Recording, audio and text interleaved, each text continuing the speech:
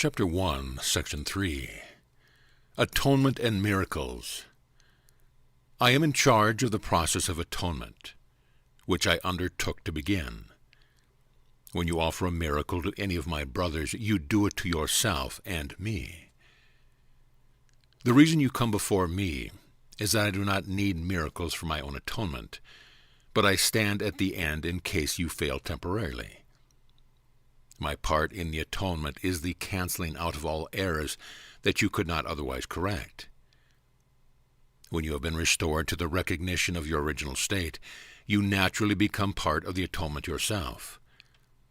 As you share my unwillingness to accept error in yourself and others, you must join the great crusade to correct it.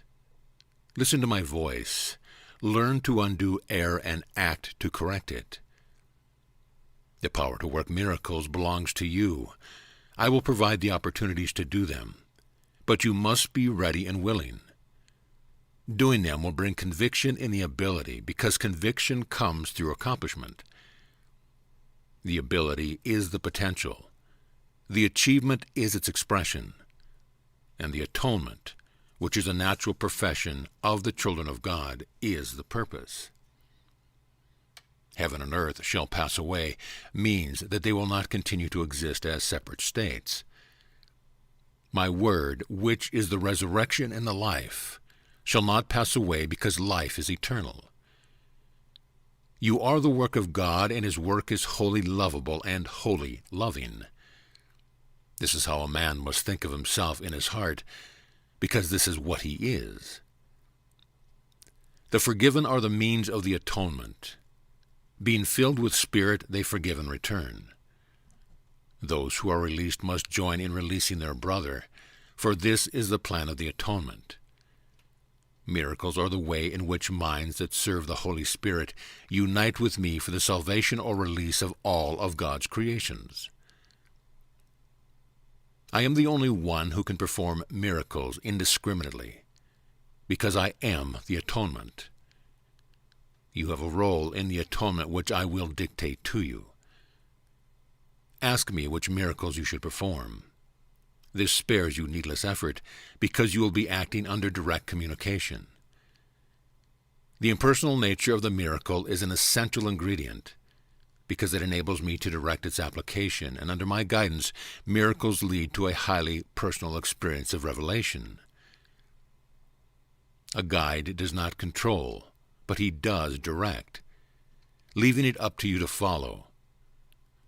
Lead us not into temptation means recognize your errors and choose to abandon them by following my guidance.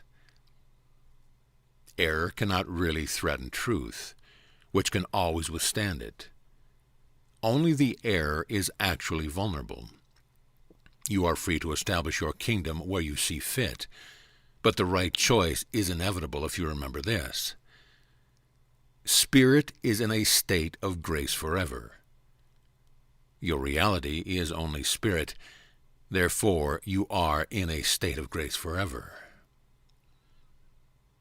Atonement undoes all errors in this respect, and thus uproots the source of fear.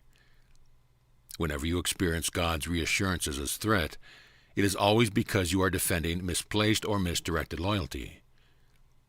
When you project this to others, you imprison them, but only to the extent to which you reinforce errors that they have already made.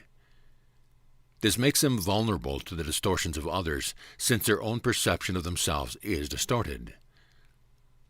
The miracle worker can only bless them, and this undoes their distortions and frees them from prison. You respond to what you perceive, and as you perceive, so shall you behave. The Golden Rule asks you to do unto others as you would have them do unto you. This means that the perception of both must be accurate. The Golden Rule is the rule for appropriate behavior. You cannot behave appropriately unless you perceive correctly. Since you and your neighbor are equal members of one family, as you perceive both, so you will do to both.